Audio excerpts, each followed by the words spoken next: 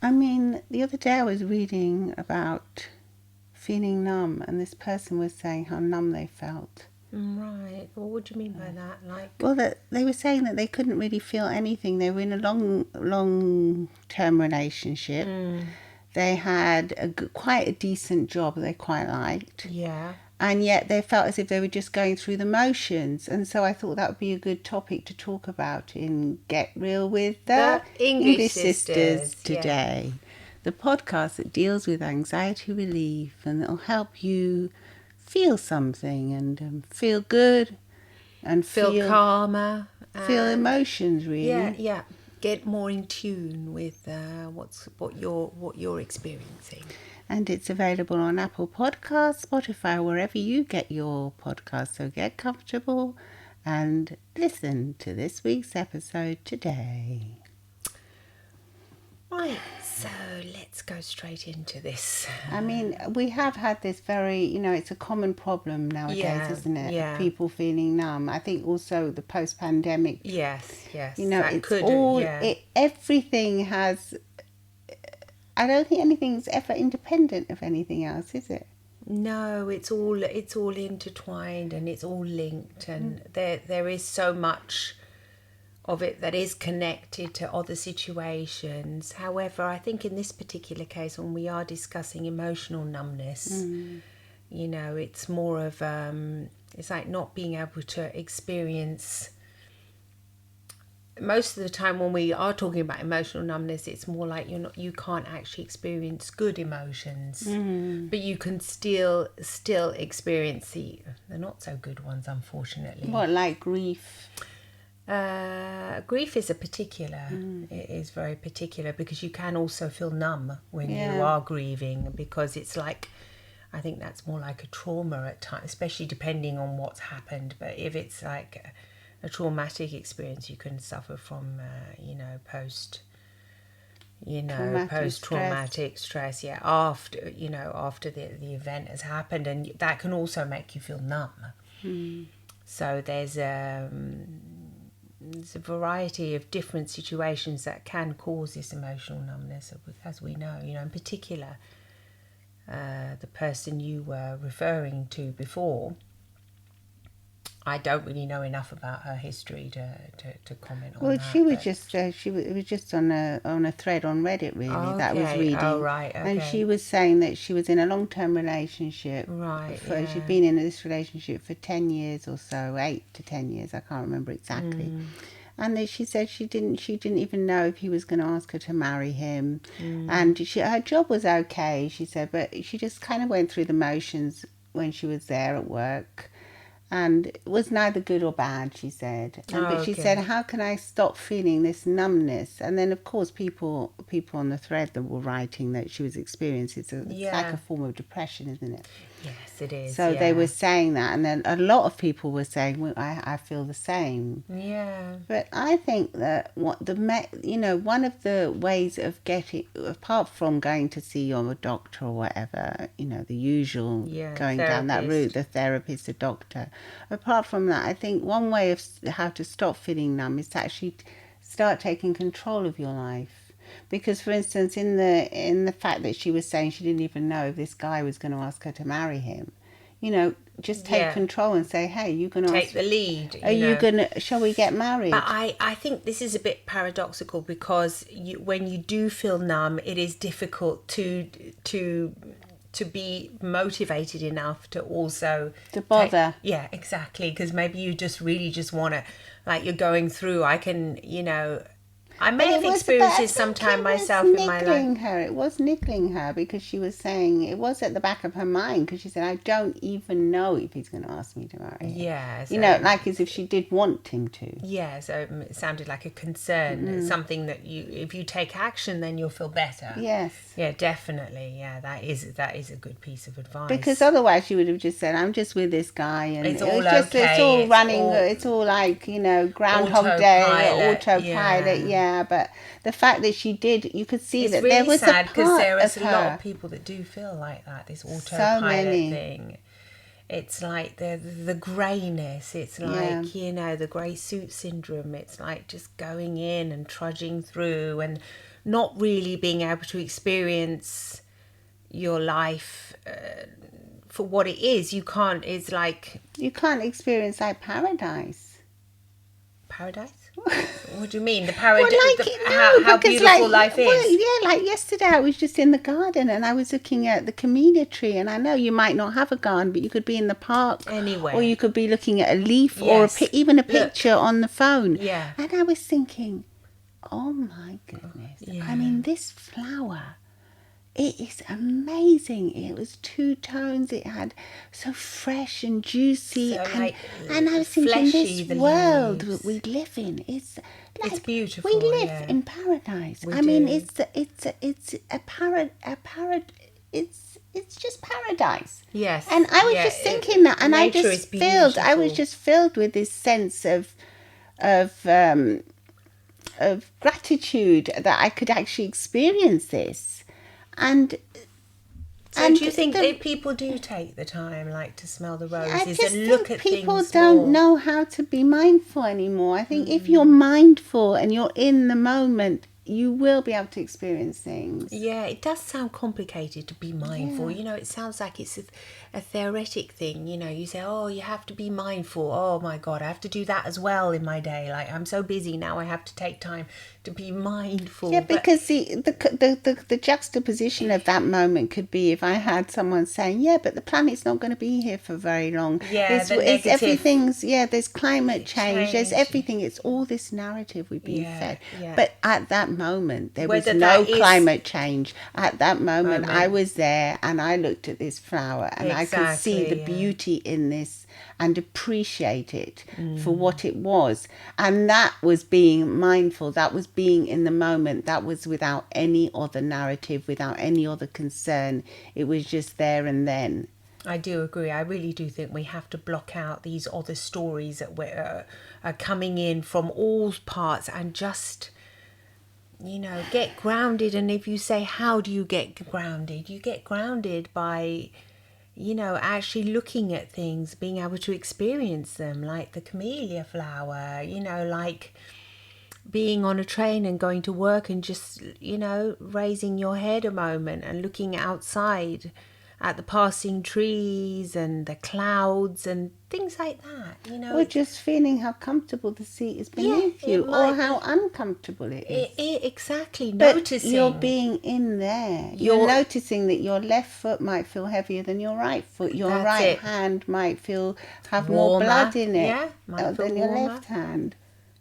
Different parts of your body, experiencing how they feel, experiencing the sensations that you might have one toe that might be tingling, the other might be, these are all things that it's very useful to do them daily. And to just do them like at an unconscious level when you don't even realize you're doing them. That's the best thing. Like now I'm sitting on this couch and I could experience the soft cushion behind me. And I was thinking, I wasn't thinking that consciously, but I can experience it. And so I'm aware of where my body is. So I think, And how comfortable it is, or or uncomfortable. uncomfortable, it doesn't matter. But You might have a pain in one leg. Oh, I hope not.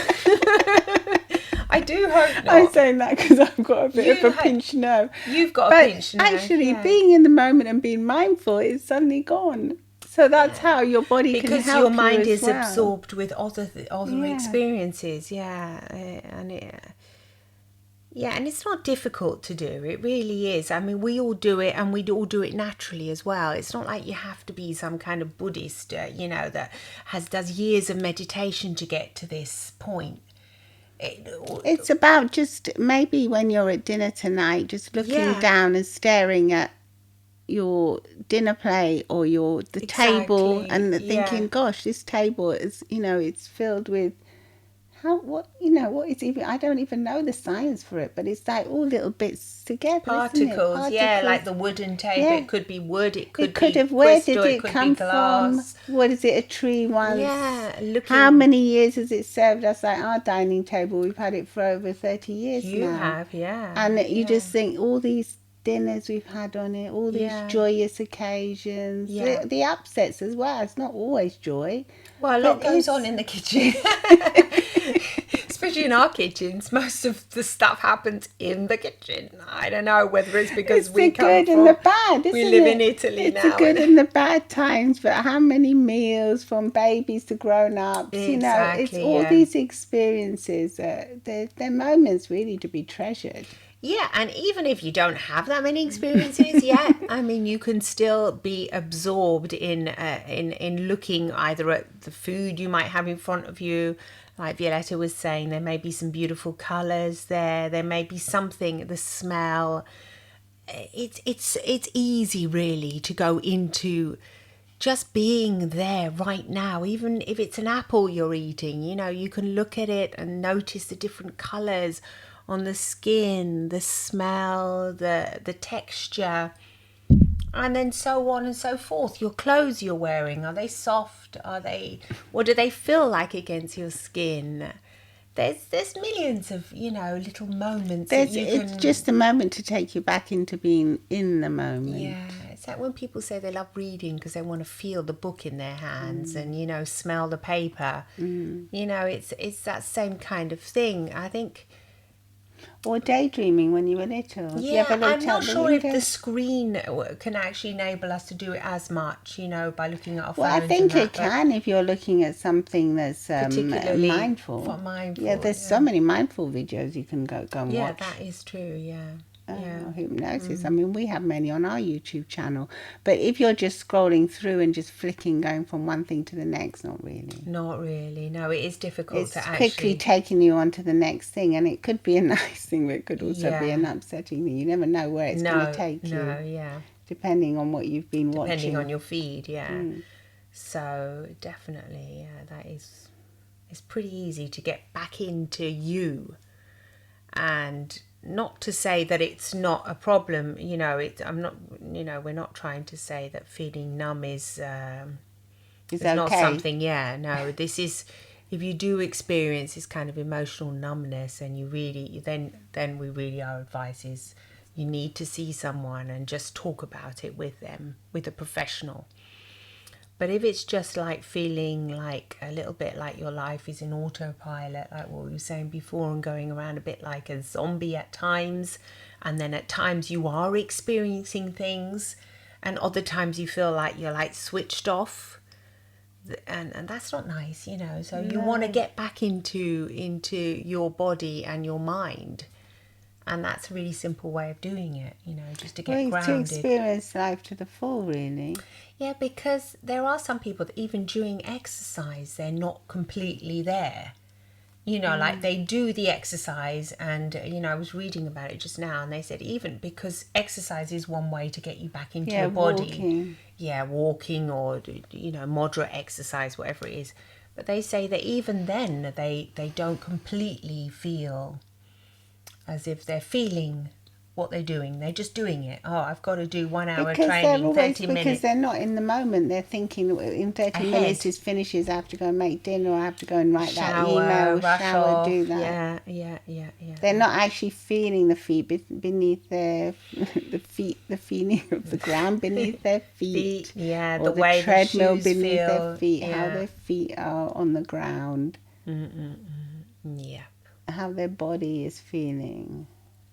Does one, it's why people injure themselves as well, because they're not actually listening, they're not feeling their body. They're not feeling They're pushing themselves through something that they shouldn't be doing because they're, just got this thing. because they're just saying, I just have to do this and get 10 sets of this out. Yes, and they're not exactly. actually there thinking, how does this feeling? Am I being able to push this correctly? Yeah. Am I moving properly? Yeah. All these things. So definitely, you can be mindful, like even a lot of people are mindful when they're actually having a shower, for example. And that is one moment that some people experience, like a meditative moment in the shower. People Or like baths, don't yeah. they? Baths or shower, but just to feel. But next time you do, notice the sensations that are going on. Notice how the water feels against your head. How The shampoo. the smells of the shampoo and the soaps you're using. Be a little bit more mindful. Notice how your skin feels and, just Yeah, like even when you're brushing your teeth, notice how the toothbrush feels against your the teeth. teeth, your gums, What the toothpaste tastes like. Yeah, All these things will tiny help things, you that feel, and get also back. and be appreciative for the toothpaste that you have, or the thing. Yeah. Where did that toothpaste come from? How many people contributed to making it?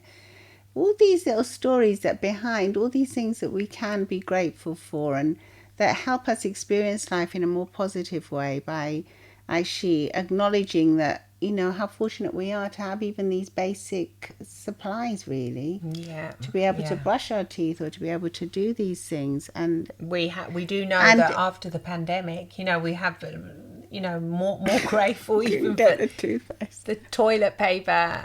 It was a drama. I mean, things like that. I know, and it's just so.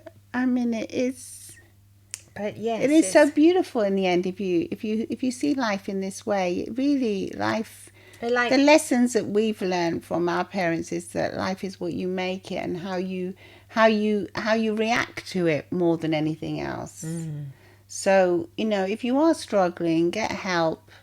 Go and see your doctor if you need to. If you think you need make to, the call. Just get the first and then appointment. Just see what they say, and then they might suggest medication. But if you don't feel like taking medication, you don't have to. There's other things you can do as well. But it's the first way to the first step to acknowledging that it's feeling like that is not really living properly, is it? No. Yeah. No, I mean, you're alive, but you can be, the life world not alive, even to really be alive is, just to experience. Yeah, it's like when people say when they first fall in love and all of a sudden everything is heightened and the world looks beautiful and, but you can actually feel like that even if you're not feeling super in love. You can feel like, wow, this is amazing.